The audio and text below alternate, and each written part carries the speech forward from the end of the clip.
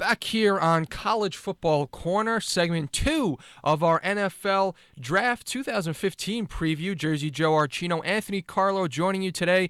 And Joe, we're going to move off of QBs, which I think it was fitting to begin with since this, a lot of the NFL tends to revolve around the quarterback. You're not going anywhere with that one. No, and it's proven time and time again. I mean, look at the New York Jets, and the state they're in.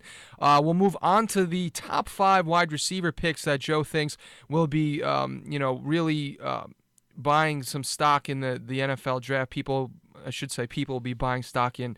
We'll begin now looking at last year's draft. I mean, Sammy Watkins, Odell Beckham Jr., Mike Evans. Some wide receivers really made a name for themselves in their rookie seasons. Odell Beckham Jr. I think you could say Sammy Watkins had a pretty solid rookie year. Terrific. Mike Evans, I think, a little overshadowed as a wide receiver, but all in all, I think they definitely put up numbers in the NFL. It'll be interesting to see if a team can strike gold like they did, like the New York Giants did with this upcoming wide receiver class. So we'll begin with number 1, and Joe, you have Amari Cooper there. Amari, 3,463 yards, 31 touchdowns in his career at Alabama. What is it about this kid that is going to attract NFL teams? I mean, to be honest, I was writing down all his strengths, and every single strength you'd want, he has. He's one of the best wide receivers I've watched in college football in a long, long time. He runs fantastic routes, excellent ball catcher. He's physically just big. He just go up and get the football. He's done it against some great SEC defenses, breakaway speed.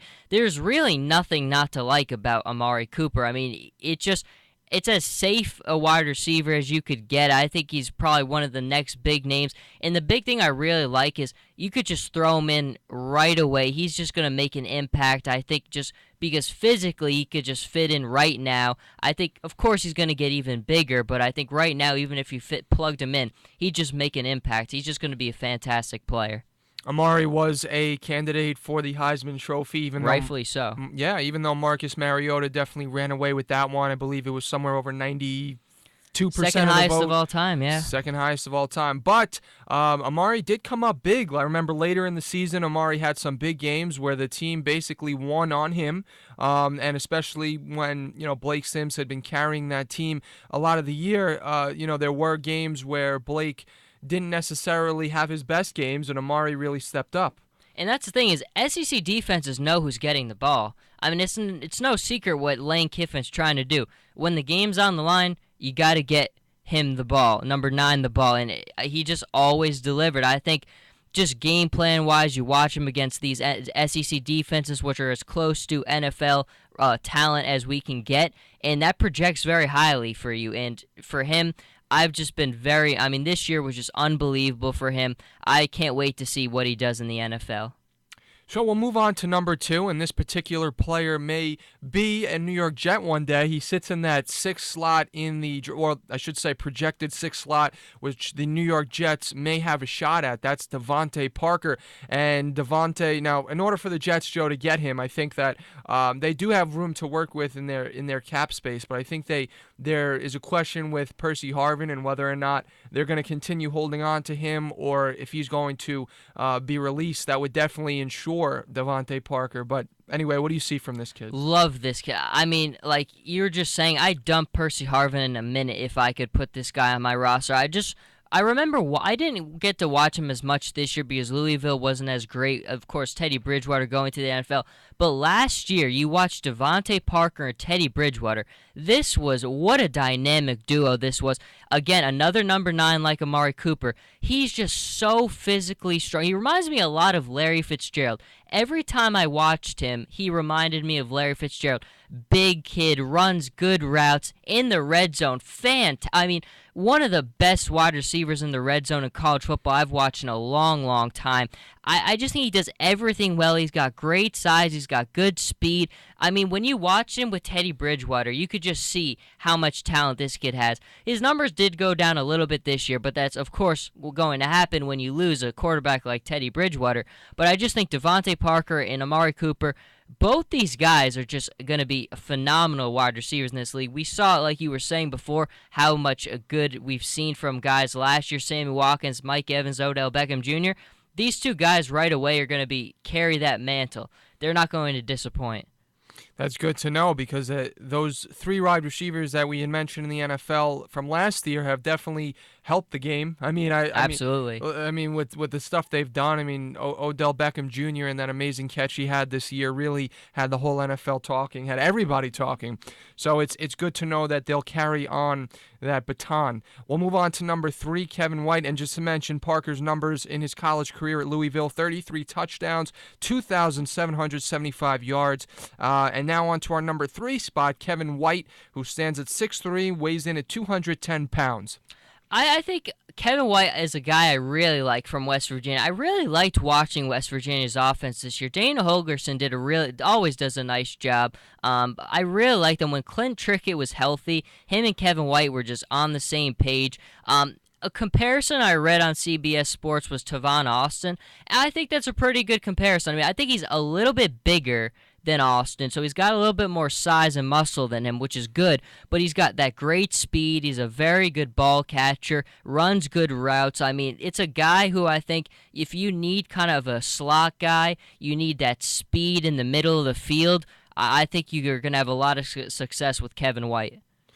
Jalen Strong, he is sitting at that number 4 spot, 6'3", weighing in at 215 pounds. His ASU career, 17 touchdowns, 2,287 yards. Will Jalen make a case in the NFL draft? Absolutely. I mean, Arizona State, say what you will about Todd Graham, but I think he had a very good team this year, and he was just a very good guy. When you watch, he just really stood out to you.